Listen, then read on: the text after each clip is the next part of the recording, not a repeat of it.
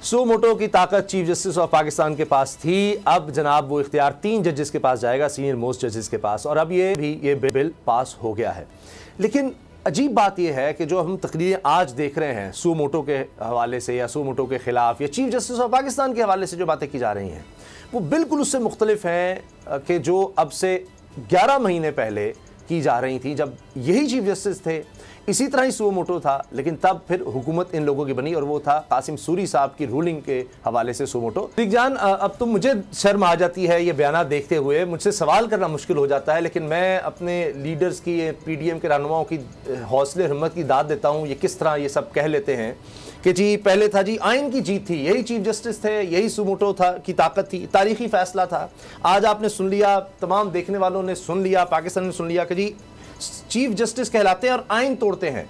हम अब ये रिवायत तोड़ने जा रहे हैं। आज वही सो मोटो जिसकी वजह से हुकूमत बनी, जो बहुत तारीखी था, आज वो कह रहे हैं हम उसको तोड़ने जा रहे हैं। तो ये क्या हो गया है ये 11 महीनों में?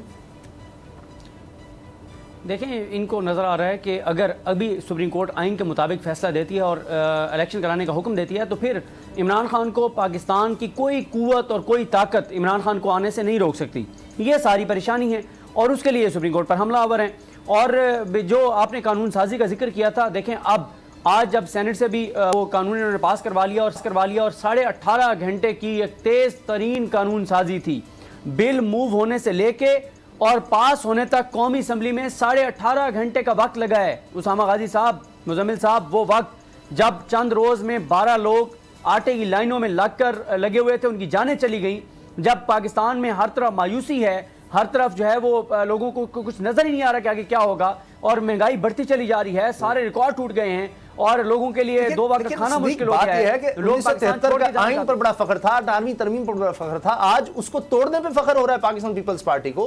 बिलावल भुट्टो जरदारी साहब की आप तकरीर सुने, वो तो ऐसे जैसे रोंदते हुए आइन को बड़े खुश हैं, बड़ा फख्र महसूस कर रहे हैं कि आज देखिए हम 90 दिन को जिस तरह से पामाल करने जा रहे हैं, आइन की शिकों को, चीफ जस्टिस की ताकत को, या ये कि जी आइन में लिखा है कि उनका कंडक्ट डिस्कस नहीं हो सकता। आज हम जनाब किसी तरह, जिस तरह कोई चौक चौराहे पर खड़े होकर बात कर रहा होता है आईनी ओहदेदारों के खिलाफ, आज वहां पर वो करते हुए किसी मतलब बदमाश की तरह या कोई गुंडा जिस तरह बात कर रहा है, उस पर फख्र कर रहे हैं वो। देखें, एक तो ये इसलिए ये इनके ना ये कॉन्फिडेंस की वजह है, ये जो कॉन्फिडेंस है ना, पार्लियामेंट से भी सुप्रीम कोर्ट पे हमले कर रहे हैं, जलसों से भी कर रहे हैं, टॉक शोज में भी कर रहे हैं, प्रेस कॉन्फ्रेंसेस में भी कर रहे हैं, जजेस की तस्वीरें चला रहे हैं, नाम ले रहे हैं, इल्जामात लगा रहे हैं।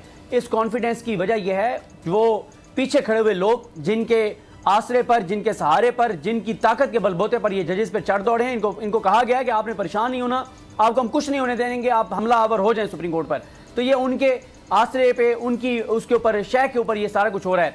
जो कानून साजी जहां तक इन्होंने की है, ये अब आज या कल सदर को भेजेंगे, सदर 9 दिन अपने पास रखेंगे, दोबारा इनको भेजेंगे, फिर ये ज्वाइंट सेशन से पास करवाएंगे, तो ये 15 से 20 दिन तो लग जाएंगे इसको कानून बनते बनते। फिर ये मामला सुप्रीम कोर्ट में आएगा, सुप्रीम कोर्ट इसको देखेगी। और एक चीज और बताऊं आपको कि जस्टिस काजी फाइज साहब का जो फैसला है, जिसमें उन्होंने कहा कि जब तक रूल्स अमेंड नहीं हो जाते तब तक 184(3) की जो भी केसेस चल रहे हैं वो उनकी समाअत रोकी जाए। उन्होंने भी ये नहीं लिखा कि असम्बली इसके ऊपर कानून बनाए, उन्होंने भी लिखा है कि सुप्रीम कोर्ट रूल्स को अमेंड करना है, उनमें तरमीम करनी है। तो ये बड़ी क्लैरिटी है कि ये नहीं कर सकते थे, इन्होंने गलत किया है और ये मामला सुप्रीम कोर्ट में आएगा और इनकी नीयत भी सबके सामने है। और फिर जो खास तौर पे इन्होंने ये कर दिया कि माजी में पाकिस्तान की 74 साल तारीख में अगर किसी को 184(3) के केस में सजा दी गई है या उसके खिलाफ फैसला आया है, तो वो भी अपील जो है वो फाइल कर सकता है। ये बड़ा अहम होता है, क्योंकि वो सारे सैकड़ों लोग अब आ गए एक दफाई अदालत, तो पता नहीं क्या क्या पेंडोरा बॉक्स खुलेगा।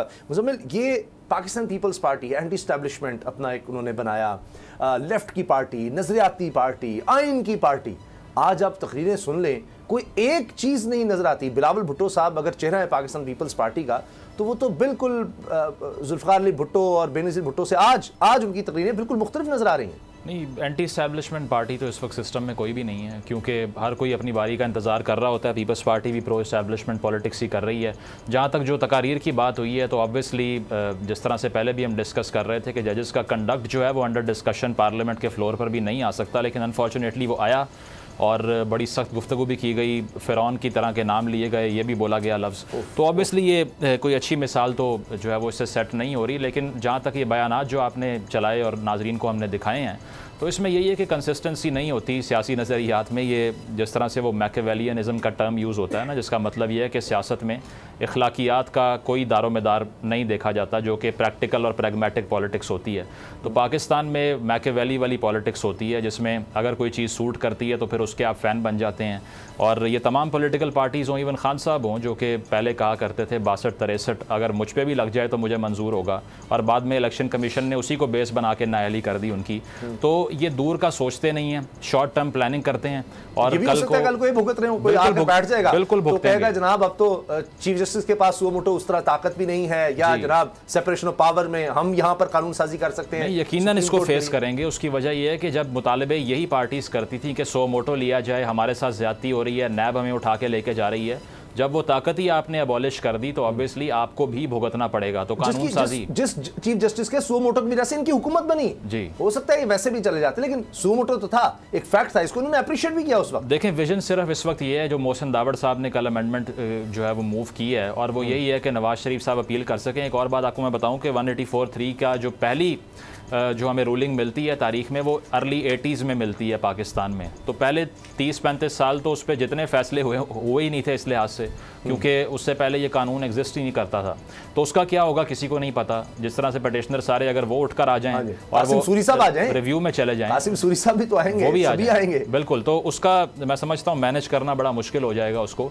लेकिन बड़ी शॉर्ट टर्म मेंटालिटी है और टाइमलीनेस बड़ी ख़राब है। एक अच्छी लेजिस्लेशन को भी हमेशा से इस गलत वक्त पे पास करके, इवन नैब लॉज को मैं कहता था कि सपोर्ट करता हूँ कि इसको थोड़ा सा क्लिप करना चाहिए इसके विंग्स को, जिस तरह से अनकॉन्स्टिट्यूशनली कुछ चीज़ें उसमें हो जाती हैं। लेकिन जैसे इन्होंने नैब अमेंडमेंट लॉ पास किया, उससे जो रिफॉर्म की इंटेंशन थी वो ख़राब हो गई, और इंटेंशन ये सामने आ गई कि केसेस माफ़ हो गए, 5 करोड़ से कम की करप्शन पे केस नहीं बन सकता, तो उससे सारे रेफरेंस वापस हो गए। तो इंटेंशन बहुत मैटर करती है, और इंटेंशन को बुनियाद बना के ये जो है वो ये सारी अमेंडमेंट पास हुई है। तो बेशक एक अच्छा प्रेसिडेंट सेट होने भी जा रहा था, लेकिन खुद ही कंट्रोवर्शियल कर देते हैं उसको। तो पॉलिटिक्स ओवरऑल जो हो रही है मुल्क के अंदर, उसमें कोई नज़रिया नहीं है। अगर आपको ये वीडियो पसंद आई तो सब्सक्राइब करें और बेल पर क्लिक करें। तो नजर आ रहा है सामने लिखा हुआ है जुल्म मिटने के लिए 2 चीजों से मिटेगा भाई। एक, अदल की कुर्सी पे जो लोग बैठते हैं ना, वो अदल के हिसाब से फैसले करने लगे। दूसरा, कौम निकल खड़ी उस जुल्म के खिलाफ, तो जुल्म खत्म हो जाएगा। या इन दोनों में से कोई एक चीज हो जाए, या दोनों हो जाए। अगर 420 का मुकदमा था, उस वक्त अदलिया में जो लोग बैठे हुए केस देख रहे थे, वो पूछते ना यार चीट हुआ कौन है। जब उनको दिखता कोई चीट नहीं हुआ, केस खत्म कर देते। तो जालिम जुल्म कर ही नहीं पाता। 9 जजेस ने नोट बिफोर किया मेरे केस को यार, 1.5 साल चला। शख्सी जमानत का केस, सेम केस इस्लामाबाद में कर दिया। एक ही इल्जाम पे 2 केस हो नहीं सकते भाई। मतलब 60 दिन का वक्त होता है, 102 दिन के बाद मैं जीत गया, केस बरी हो गया, 102 दिन के बाद अपील फाइल की, एक्सेप्ट कर ली। नहीं करते ना एक्सेप्ट, खत्म हो जाता ना जुल्म यार। भरी अदालत में मुझे बरी कर दिया, फिर पता नहीं क्या हुआ, 2.5 घंटे बाद का नोट बिफोर, मैं नहीं सुनता ये केस। खड़े रहते अपने फैसले, मिट जाता जुल्म। अल्लाह ताला ने बिठाया इन कुर्सियों पे इनको यार, ये अल्लाह ताला की तरफ से फैसले करने हैं।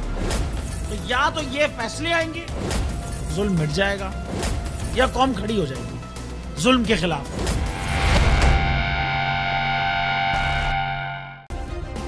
सब्सक्राइब करें और बेल दबाएं ताकि कोई खबर रह न जाए।